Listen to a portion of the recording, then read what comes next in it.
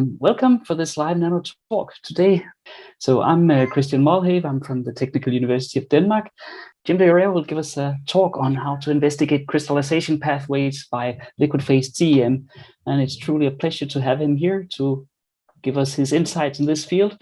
And I'm also hoping we will get a pretty pedagogical introduction because I've seen your talks previously, Jim, and it's been a pleasure to see them.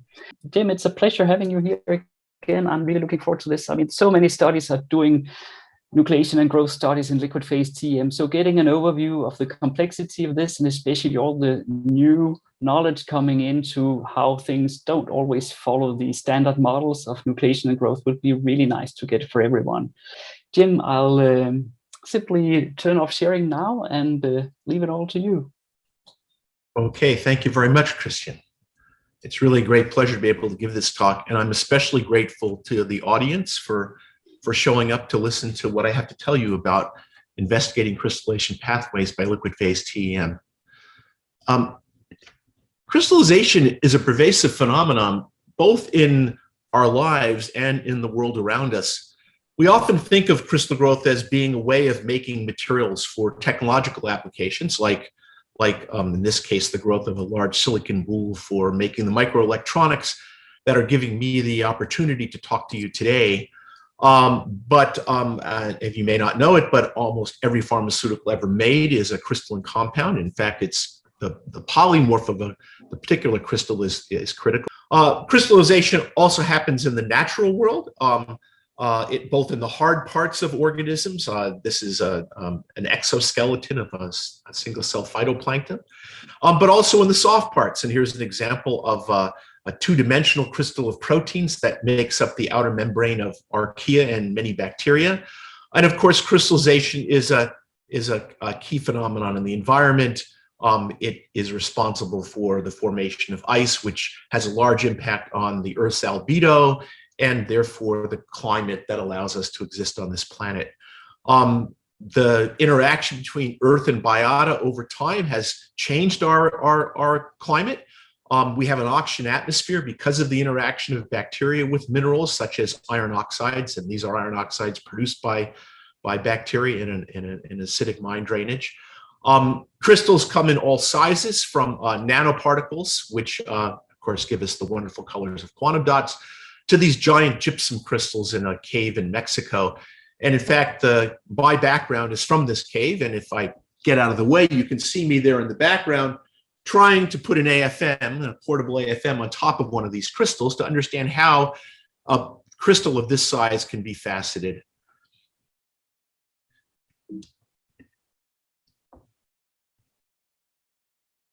And why won't you advance? There we go. So for many years, we had what we thought was a very solid and predictive view of crystallization, and it comes in two parts. The first is nucleation, and the second is growth. And the classical theory of nucleation dates back to Gibbs, who was trying to explain the formation of raindrops, but came up with a theory that applies to condensation of any material out of any other phase. And in Gibbs' theory, in the classical theory of nucleation, nucleation is a result of unstable density fluctuations that overcome a free energy barrier. So if I imagine trying to take ions or atoms or molecules or particles and bring them together to make a solid particle out of the dissolved phase, I'm going to drop the chemical potential in the system. If I don't, of course, crystallization won't happen. The system has to be supersaturated. But in making this nucleus, I'm going to create a surface, which is a boundary between two phases. And that boundary has an energy penalty associated with it. You can think of it from a thermodynamic standpoint as being related to the surface tension, or you can think of it from a molecular bonding standpoint of having a place where the atoms that make up the solid are no longer bound to their neighbors, but are interacting with the surrounding phase. And since we calculate the chemical potential or the change in free energy, assuming that we're making an infinitely large solid, that all atoms see the same environment, we're overcounting the drop in free energy that comes by making the solid. And so we have to add on an energy penalty. We call that energy penalty the interfacial free energy, or alpha. Now, of course, the contribution to the free energy from making the particle, from putting atoms into the particle, is goes like dGdN delta N, that dGdN derivative of free energy with respect to number, and that's dGdN is delta mu, and the change in number is given by the volume divided by the density. And so that's a negative term in the free energy. Because it scales with volume, it's a negative cubic term, which I've shown here in this plot of the change in free energy with size. But this surface term is an energy penalty, so it has to be positive. And of course, interfacial energy, it depends on area. The total free energy due to the interfacial energy depends on area.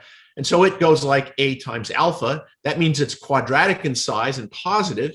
And if I add a quadratic and a cubic together that have opposite signs, this curve will go through a peak. And it peaks at a size we call R sub C, the critical size. It is the size at which the free energy is a maximum. And that means that at this point, any cluster that reaches this size has a 50-50 chance of getting larger or getting smaller. All clusters smaller are more likely to get smaller, and all clusters larger than R sub C are more likely to grow. Of course, any cluster has some likelihood of going the other way, but the odds of that happening get smaller and smaller as you get further away from the value of R sub C. This is an in situ TM movie of gold nucleation in solution. There's citrate in this solution, but that's not the important part. I'm going to play this movie, and you'll see there are many nucleation events that occur, but I've circled one which is one of many that don't succeed. You'll see the particles start to form, fluctuate in size, and then disappear. Assuming that when I have my laser pointer on, here we go. Okay, you can see the particles forming now. It's fluctuating in size, and eventually you'll see that it gives up the ghost. And there it goes. So because I know that there is a free energy barrier, I can immediately write that the nucleation rate is proportional to the exponential of the free energy barrier divided by KT. But of course, free energy isn't the only thing you consider here. There are also atomistic processes. Even if I was to drive the chemical potential to such a large value that this free energy barrier was negligible, I would still have a limit on rate given by the barriers to atomistic processes, so-called activation barriers, like desolvating an ion or making a correct bond. And so this expression has both a kinetic aspect and a thermodynamic aspect to it. Now, the barrier itself, you won't be surprised, depends on these two values, alpha, the interfacial free energy, and delta mu, the change in chemical potential. In fact, it's cubic in alpha and quadratic in change in chemical potential. Now, think about how big a driver this is of nucleation. I'm going to take a cubic term and I'm going to put it in an exponential. The consequence of that is even small changes in interfacial energy can completely change the way in which materials nucleate, certainly their rates. That's the classical theory of nucleation. And that was our view of how nucleation occurred from the time that Gibbs came up with the idea in the late 1800s till about 2000. There's also a classical view of crystal growth. Once we form a crystal, how does it grow? Well, our view of that comes from the growth of rather large size crystals, meaning not nanocrystals, but micron to millimeter scale, growing at rather low supersaturations. And it's known as the Terrace-Ledge kink model. And in that view, the crystal consists of layers of atoms or molecules or particles. And it has steps in each layer, and those steps have kink sites. And atoms come on and off at these kink sites. And if I have a high chemical potential that's positive with respect to the solution is positive with respect to the crystal, then I will add atoms to the steps from the solution. They may come down to the surface and diffuse over. They may attach directly to the kink sites. And so if I were to make a plot of chemical potential, it would just be downhill. I'm making the point that there's no free energy barrier to growth. It's just a downhill drop. Nonetheless, there are still barriers. There are activation barriers, such as a barrier to absorbing to the crystal, to diffusing across the surface, a barrier to incorporating at the step edge. And in this picture of growth, we need a source of steps, which is generally provided by dislocations. And skin does not want to play. Here we go. And this is a screw dislocation on a crystal of calcium oxalate. And you can see the steps generated at the screw dislocation. You can see how the crystal grows. If we zoom in on the terrace, this happens to be a couple of peptides clusters absorbed in the terrace, but I want you to see the kinks along the step as it moves through. So that's the classical view of nucleation. Of crystal growth. Well, starting around the year 2000, maybe a couple of years before that, papers started which so-called hierarchical or non-classical pathways of nucleation and growth became apparent. On the nucleation side, there are basically 4 classes of pathways that aren't captured by the classical theory of nucleation. And I've sort of categorized them here. The first one is one that requires a complex speciation pathway. And this example is of growing calcium phosphate in the form of, say, hydroxyapatite or calcium phosphate, which are minerals in bone and tooth formation.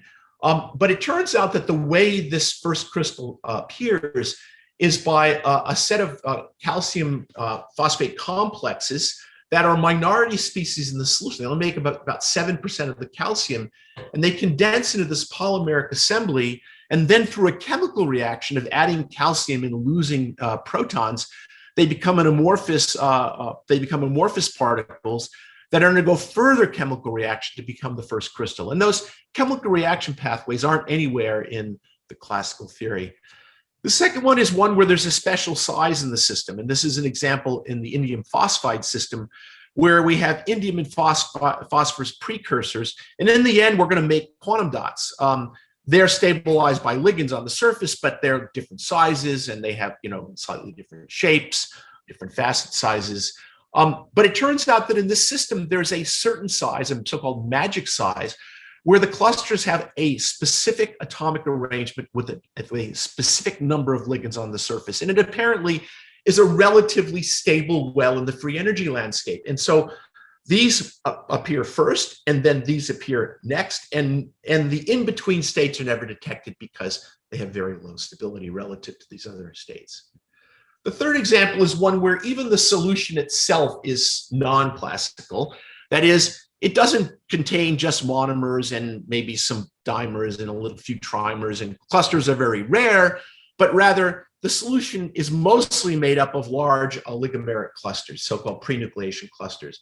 Now, I should say that this is a somewhat controversial model for the particular system I'm showing here, which is calcium carbonate, but it's well known to occur in systems like silicates or even a number of iron oxides. And the view is that these condense to form an amorphous precursor, which then nucleation must occur at some point to form the crystal. And the final example is, here we go, is one in which the system phase separates, I have to be careful there, in which the system makes a dense liquid precursor. Now, the notion of phase separation to make a dense liquid is not non-classical. That's called spinodal decomposition. But in spinodal decomposition, the dense liquid is more stable than the solution. And then, of course, the crystal is still more stable, and so the dense liquid will nucleate the crystal. But in this model, there's a metastable dense liquid, and it's an easier pathway to the crystalline state, even though it's less stable than the solution. It has lower energy barriers to get to the crystalline state than go there directly. And this is a concept that was proposed and proven by Peter Vekilov for a number of protein systems. Well, it turns out that these changes in pathways from the classical view don't only occur in nucleation, but they also occur in growth. And what we've realized over the past couple of decades is that crystals don't always grow by the addition of individual atoms or molecules to steps, but they grow by making nanoparticles that then assemble and reorganize or attach with perfect interfaces to make larger crystalline materials. This is called particle-based growth, or crystal growth by particle attachment, occurs in a wide range of materials, in oxides, in semiconductors, in metals, in biominerals. You can see this is an abalone shell, and these are layers of abalone made up of nanoparticles. In this case, it turns out they start out amorphous, and then they crystallize. Even in peptides and proteins, where you can see individual, I don't know why that's I am struggling with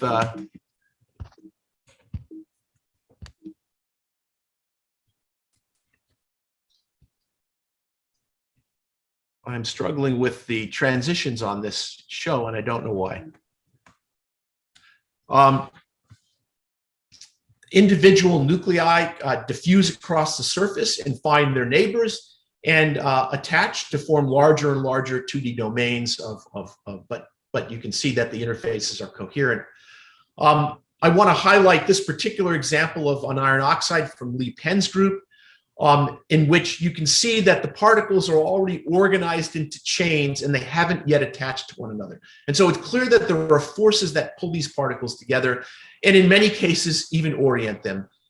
First example ever shown of this from Penn and Banfield in 1998, showing TiO2 attached on particular faces.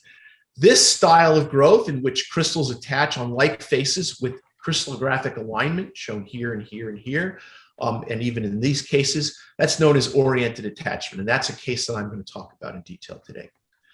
So what do we learn from this? Well, the previous view of crystallization is that monomers came together, whether it's ions, atoms, or molecules, or even particles, in the case of colloidal crystals, to make first crystal. But we realize now that there's a whole rainbow of pathways in which crystallization occurs in a hierarchical fashion by first forming some kind of precursor that then organizes itself into the final crystalline state. So why is that? Well, what's wrong with Gibbs' model, right? This is pretty simple. What can be wrong with this statement? The change in free energy is given by the change due to the drop in chemical potential plus an energy penalty from the surface. And the answer is there are two problems. The pathways can become hierarchical both because of complexities in the free energy landscape and because of the influence of dynamics. Let me talk about the complexities of free energy first. In the conventional view, there's essentially a flat energy landscape. Well, I should say that there's a barrier that one has to go over to get to the final state. But you can imagine two different cases, one in which there are multiple polymorphs. So in addition to a final crystalline, stable product, there are other crystalline products. For example, in the calcium carbonate case, in addition to calcite, there's vaterite and aragonite. Now, those may be less stable than calcite, but they're more stable than the solution. And so they represent a possible outcome if the solution is supersaturated. And they may represent an easier outcome than making the most stable phase. In that case, the system will take a two-step pathway or a three or a four-step pathway by first forming the less stable but more accessible phase. But there may also be transient states that are microscopically available to the system, but never macroscopically available because they're unstable. Wow. Because they're unstable with respect to both the solution and the solid. And the example that I showed you of the atomically precise clusters, those may well, magic size clusters, they may well fall into this category. Well, pathways can be hierarchical simply for dynamical reasons as well. Imagine that I have a system that nucleates in a completely conventional fashion, but I raise the supersaturation so high that I make a mole of particles. Well, as those particles are developing, they're going to interact with one another. And when they do, they will start to bind together. And we will have a hierarchical pathway, even though none of the particles has any special thermodynamic status. And then finally, you can imagine the system being stuck in a non-stable state. So it can be stuck in one of these polymorphic states, or in fact, it can even get stuck in a gel state if the atoms and molecules don't have the mobility needed to get into at least a metastable state. They can be left in a completely unstable state. And so the problem is that we really need to get rid of this idea that what we have is simply an energy penalty associated with the surface and take into account the fact that this has to be a much more complex function that takes into account these complexities. And we also need to consider the role of dynamics in the outcomes. So we know that these complex pathways can arise for both thermodynamic and kinetic reasons, thermodynamic reasons and kinetic reasons. But for any given system, the question is, do they occur? And if they do occur, why? And that's where in situ TEM comes in. Because, of course, if you want to be able to see pathways, it doesn't do you much good to look at systems after the action is over. You have to look at what's going on. And that's what the TEM, in situ TEM holder allows us to do. In our case, we mostly use a holder that has two inlets and one outlet, and that allows us to mix solutions as they come into the fluid cell, so that we can look at reactions. Not all systems are like that. In some cases, they're thermally driven, so we can just fill the fluid cell and heat it up. But we're using microfabricated cells, not graphene cells, but the microfabricated ones. We use both a hummingbird and protochips holder, depending on the particular experiments that we're doing. And our holders go from room temperature up to about 80 degrees. And of course, the dose rate that we use depends on the experiment. This is one of the very first papers that we ever published. It's showing the oriented attachment of iron oxides in the form of ferrihydrite. You can see these particles already made up of attached previous result of previous attachment events. These particles are interrogating one another, and it's not until the particle finds exactly the right orientation that it's unable to undergo attachment, and then of course the interface spreads. All right, so I could talk all day on this question because we have examples from all areas of this diagram, but today I'm going to show you mostly examples from D, and then I'm going to show you a couple examples from C. Let's start with particle growth by assembly of particles. And I want to start with a very simple system, zinc oxide. This is the work of Lily Liu. If you grow zinc oxide in a reactor in the laboratory, you do this at room temperature, you get nanowires. But when you look at the nanowires, you see that they're really very imperfect. And they look like they have particles added together to form the final wires. And in fact, they do. They grow by this process of oriented attachment. You can see that very easily in the in situ TM experiment.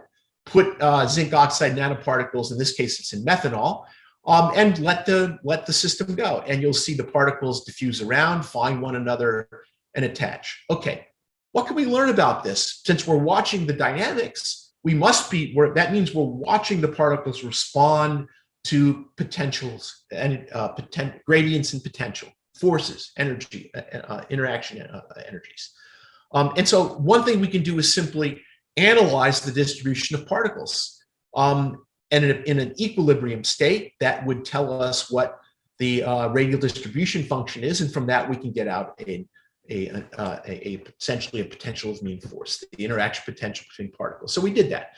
So this is a plot of the average of the separation between particles for every particle in the system versus separation. And each of the colors here represents a different frame in the movie. And the dark line, the black line, is the average. They all have the same shape to them, which is they simply increase with decreasing, the G of R increases with decreasing distance. That means particles are more likely to be near particles until we get very close where it suddenly drops. But that is an invalid region because that's the place where particles jump to the contact with another particle. So particles simply can't exist in this region because they're too strongly attracted to their neighbors. So we have to ignore that part of the diagram. We can invert this then, right? The probability of being at a certain separation is given by the exponential of the free energy of being in that separation. And so we can invert that. And this is the interaction potential divided by KT versus distance. What you can see is that, first of all, it's a downhill drop. There's no barrier. It starts out at about 10 nanometers or more of a distance. And it's actually a rather mild interaction potential. We're only talking about something that's a little more than KT here. We can also analyze the dynamics of the particles and look at their mean square displacement versus time. And from the slopes of these, we can pull out both the diffusivity and the barriers that prevent particles from getting together. And here what we find is that the diffusivity is about 1 million times smaller than the bulk. And we find again that the barriers are on order KT. And so what we learn from this data is that we have an attractive potential that is not terribly strong, but it has no barriers, and that attachment is limited by the ability of particles to diffuse towards one another due to the rather viscous nature of being near the interface of the membranes in in the TM fluid cell. If we look at the individual particle events, what we learn is that they occur by oriented attachment. You can see these particles have different orientations, but as they come towards one another, they attach. And if we look at the individual trajectories, we see what I told you before, which is that they go towards one another gradually until they get to within about a nanometer when they suddenly jump to contact. I want to point out that this rotation is starting at quite a large distance away. These particles are separated by more than 5 nanometers, and they're already rotating into place.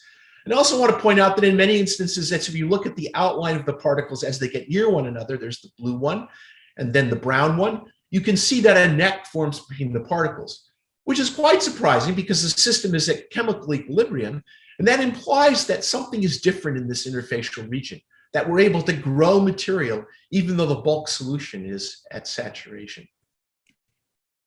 Right. So those are the two lessons. The first is that the shape evolution demonstrates, I have to be careful here about calling it increased chemical potential. That is increased chemical potential relative to the material growing in this gap, not relative to the bulk solution. And at the individual trajectories reveal attractive torques, forces and torques that act well beyond 5 nanometers. Well, this is all quite surprising because Shisheng Zhen did molecular dynamics calculations to look at the interactions between zinc oxide and found that we would predict that these particles could never come together because of the large barriers that separate them.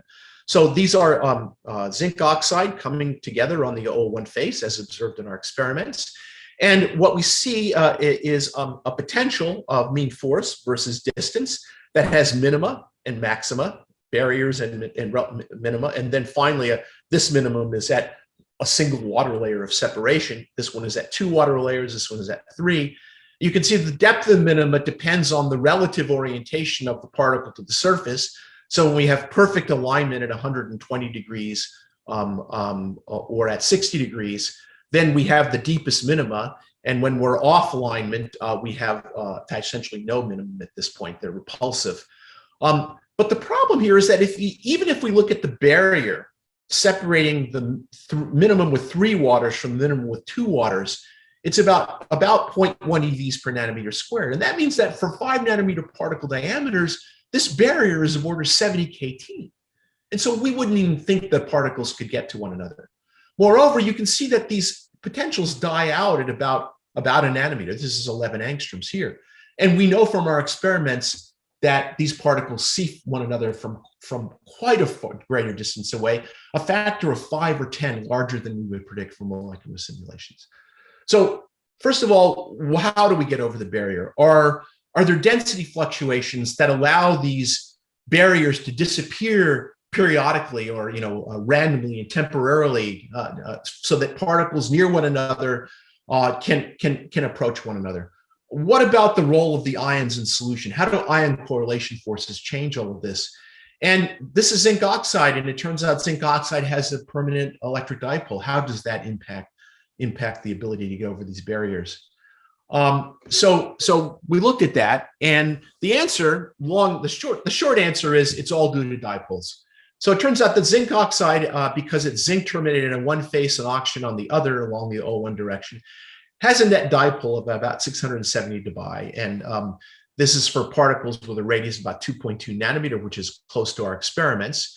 And we know that when you have particles with a dipole, what happens? Well, those particles want to rotate into alignment, and they do so with they have an attractive interaction that goes like 1 over r cubed. So it competes with say van der Waals terms, and it's got a torque that also scales like 1 over r cubed. So it has an interaction that can take place over long distances, depending on, of course, the strength of the dipole coupling. And so we ran a Langevin dynamics simulation of this system, starting with a whole range of different orientations. So this is the difference in relative orientation, put them out at about 16 nanometers and let them go. And you can see what happens. They all rapidly rotate into alignment well before they get to contact. And we also looked at the velocities as a function of distance, or the distribution as a function of distance, and pulled out the potential. The solid blue line is the potential from the simulations, where we've adjusted the dipole moment in the simulations to match out at large distances. And you can see that that dipole moment is very close to the experimental dipole moment for zinc oxide. And you can see that the potential fits very well with the measured potentials, and the trajectories of the particles are very similar to what we observed. And so the answer to this is that the system is driven into oriented attachment and for particles to approach one another by dipole-dipole interactions in the system. All right. Oriented attachment often starts from a precursor phase. As I told you before, in many of these nucleation events, systems go through these precursor phases, either because they're transiently stable, because they represent a local metastable minimum, or because they're a bulk phase in the phase diagram that's easier to make. Sorry about this. I have a password box that's come up.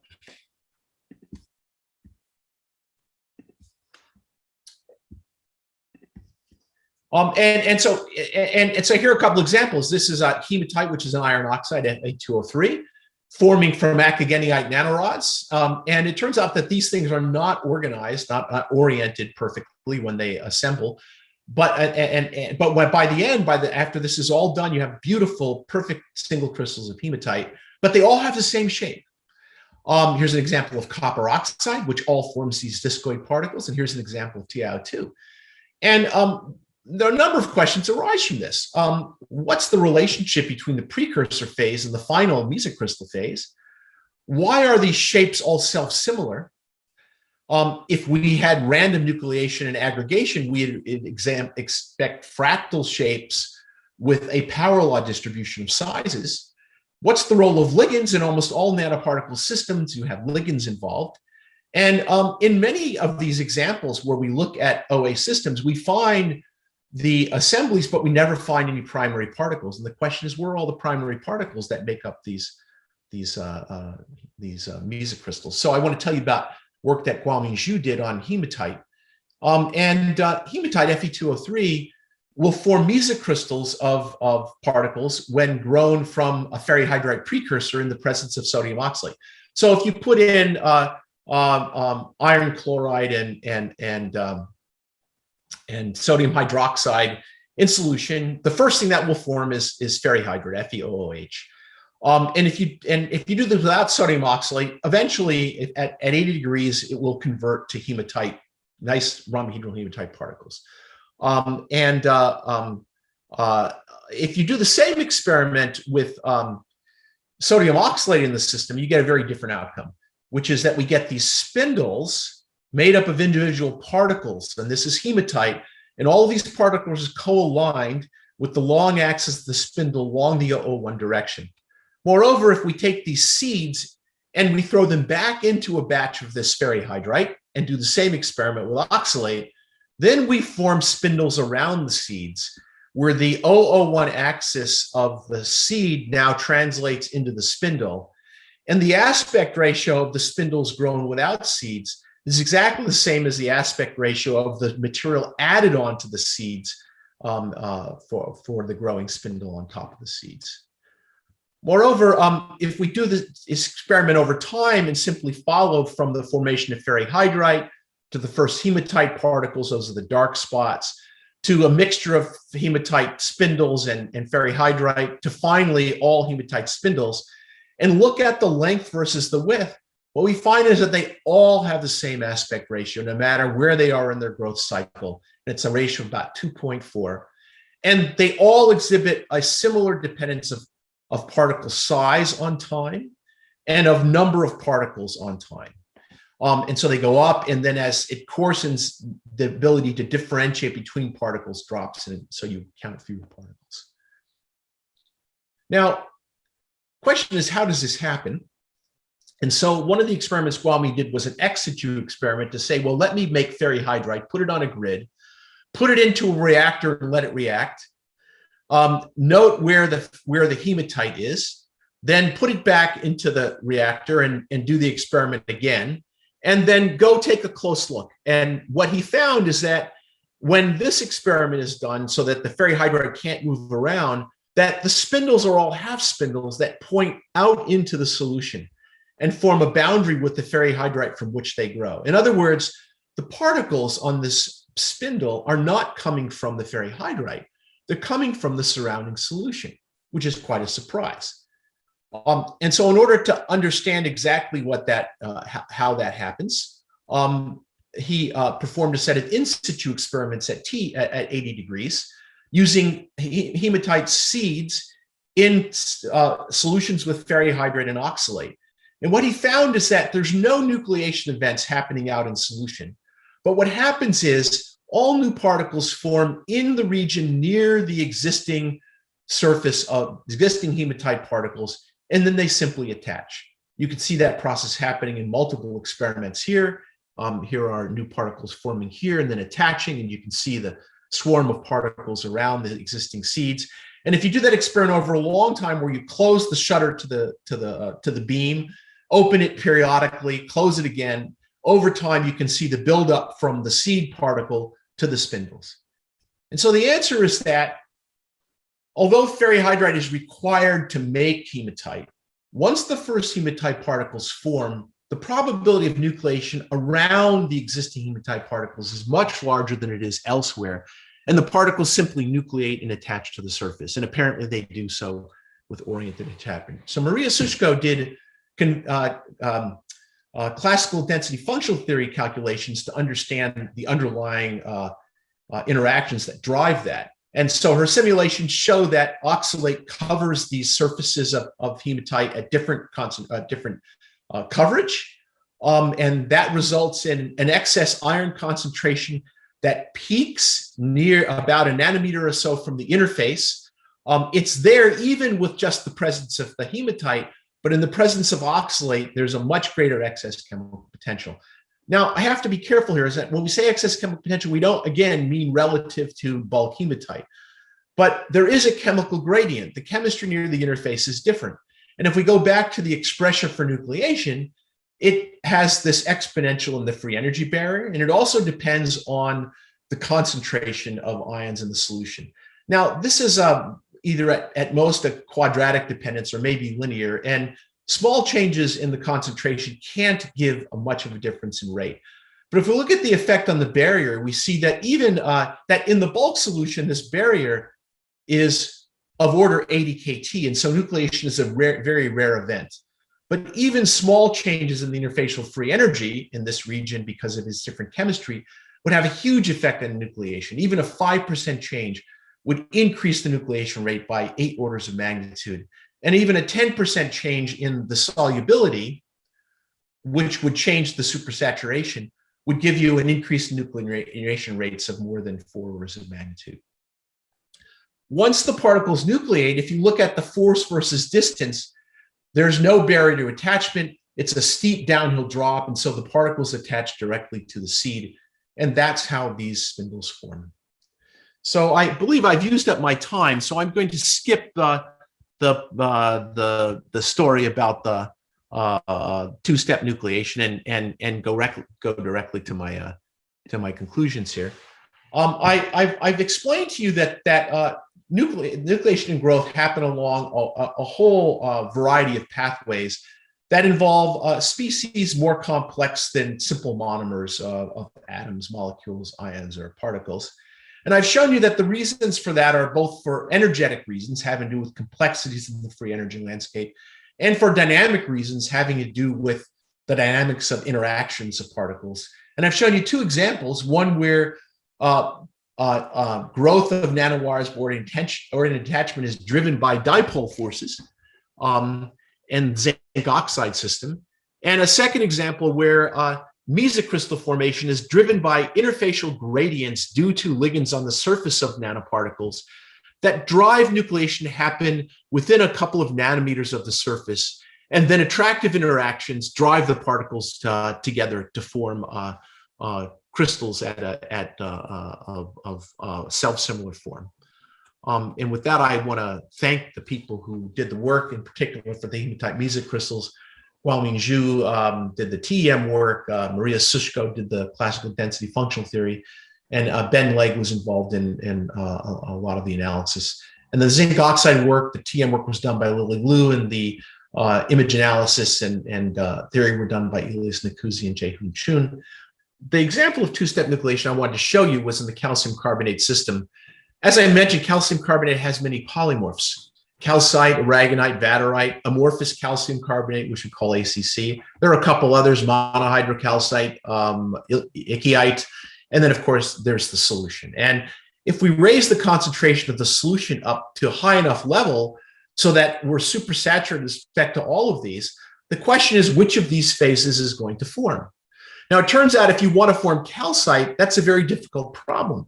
If I plot the dependence of the change in free energy in units of kT versus the size of a calcite crystal, for a range of supersaturations, I guess I haven't told you that sigma is just delta mu over kT. So for a range of delta mu's that are typically used in experiments, what you see is that even if the supersaturation is high enough that you reach the solubility of amorphous calcium carbonate, that the barrier to making calcite is still of order 80 kT. And so calcite is a very, very hard material to nucleate from solution. Its barriers are huge because they have such high interfacial energy. And that means that, experimentalists are impatient. So they increase the concentration of the solution until this will happen, on a time scale in which they can go home for dinner. And that means that any one of these phases can form. And if you ask which one's going to form, the answer is all of them. They'll all form in some percentage of the time, right? Because they're all more probable than the solution, even if they're less probable than the final state. This is a TEM experiment from Mike Nielsen from some years ago, showing, for example, the simultaneous nucleation of calcite and vaterite. Here's calcite, here's vaterite. And because the solution is supersaturated with respect to both, they can happily grow. In fact, they can even come into contact. Now, eventually, as the concentration of the solution drops, this vaterite will eventually dissolve and the calcite will dominate.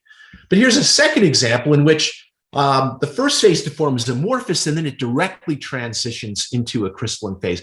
I want to note this is the edge of the transparent window of the fluid cell, and this is a deposit on the outside of the fluid cell, and which Mike just used for focusing. But come on, play. Okay, here is the amorphous phase forming, and at some point it decides it really wants to get a little more structure in its life, and you will see aragonite nucleate starting at the surface of the particle and then consume the particle at their first event and second event, and it consumes the particle.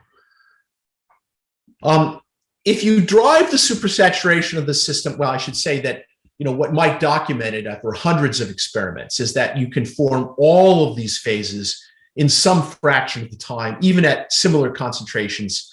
And in many cases, you can see transformations here, the amorphous phase going to vaterite, going to aragonite, and here's aragonite going to calcite.